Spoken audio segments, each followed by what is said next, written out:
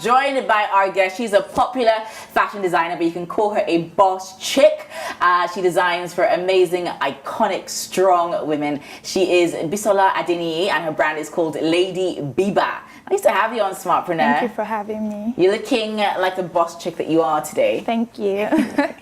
You're welcome. So Bisola, you run the popular fashion brand Lady Biba. So tell me about the Lady Biba story. How did you start and how did you get the idea? Okay, so I've always known that I wanted to do fashion, even from a young age.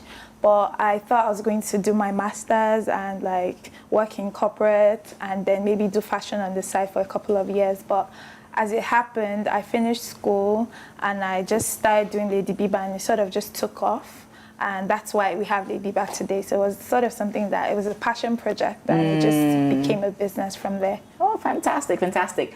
And, you know, how did you turn it from passion project to business? I took things, I think, one step at a time. So I'm like the DIYpreneur, if anything. I did everything myself, like from photography to even my website. Wow. To everything. It was just me and a tailor. So I was the business person. So, and from there, like my business grew. Obviously, I had to employ someone, and from there, another person. And now we're about like, we're about 14. Really? Yeah, I think we're about 14 or even more now at Lady Biba. So I basically had to do things one step at a time. Yeah.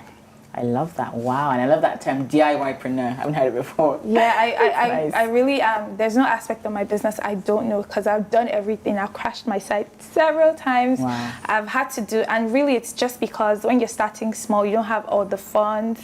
So you just have to do things yourself. So I spend a lot of time learning, asking questions. I love learning anyway. So it was like no biggie for me. Oh, that's amazing. I love that can-do spirit. You mainly sell via e-commerce. You don't have a bricks and mortar store, and you also ship worldwide. I know you ship. You have clients, in fact, all over the world. Yes. Amazing. So how are you able to develop that side of your business where you could cater to clients outside of Nigeria, and how are you even able to market to them, to let them know about you and what you're doing? Okay, so I think there was the demand first before we started doing it. So for a long time, people were asking, oh, do you ship abroad, this, that?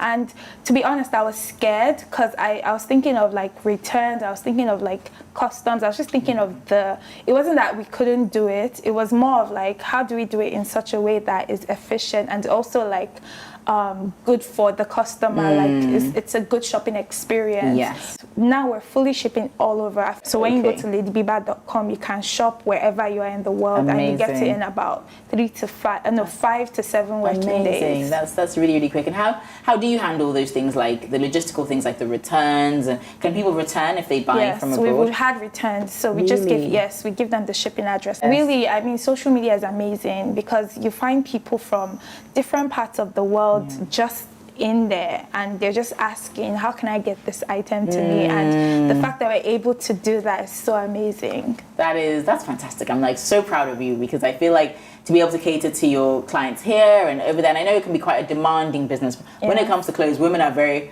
particular, you know, I know that for sure. So to be able to manage all of that is amazing. So if anybody out there who's watching us right now on Smartpreneur and wants to build a profitable fashion business, you know, they have a passion for it, but they really also want to make it something that's sustainable, that they can make money from, and to grow as well. What would you advise them to do? Okay, my advice would be have a blueprint. A blueprint really is a business plan, but more importantly, I would say a business model, because a business model really mirrors your business. It mirrors what your key resources are, your key activities, your where your money is coming from, where it's going to. So it's really like a roadmap, or like your business in a glance. So I would recommend that you structure your business model, and you should have a vision. So I think the difference between a vision and like the strategy is that you can always update your strategy, but your vision should be clear and it should be with you, and every member of your team, as you build, you should be able to educate them. They should be able to know that, okay, this is what the business stands for. Because I would advise that you build a brand, because that's what I've done. You know, there's so many businesses, but there are few brands, you know, so you should be able to be remembered for something. It even goes to the name of the brand as well. You're choosing a name. What do you want them to remember you for? So it should translate in everything you do. The kind of women that you dress a lot of very smart, very powerful women. And I think for me that has become synonymous with your brand. When I think capable, powerful, smart, sexy, you know, you still have to look good. I think of Lady Biba, so you've definitely been able to communicate that excellently. Yes. So and I think also you. knowing your market is important, because I didn't create the market. It was more of like these are the people that are drawn to what I'm doing. So it's not about saying, oh, I want to dress this person. It's more of, what are the people coming to your brand? What are the people that your brand is attracting? And then you can sort of create like a tribe of that. Oh, fantastic. I love it. And you're wearing Lady Biba today. I have just quickly have to say, you look fabulous. Thank you. So definitely, you know, you embody your brand essentially. I try to. Yeah, you definitely do. Okay, so we have this tradition here on Smartpreneur where we have a series of quick fire questions. We call it the Smartpreneur game. You can't think too much, just answer with the first thing that comes into your mind. Okay. You good? Okay. Okay. What's the one fashion item every lady must have in their closet? Court shoes. What's your favorite perfume? Coco Mademoiselle. What's the most expensive gift you've ever received? A necklace. Okay. Who's your fashion icon?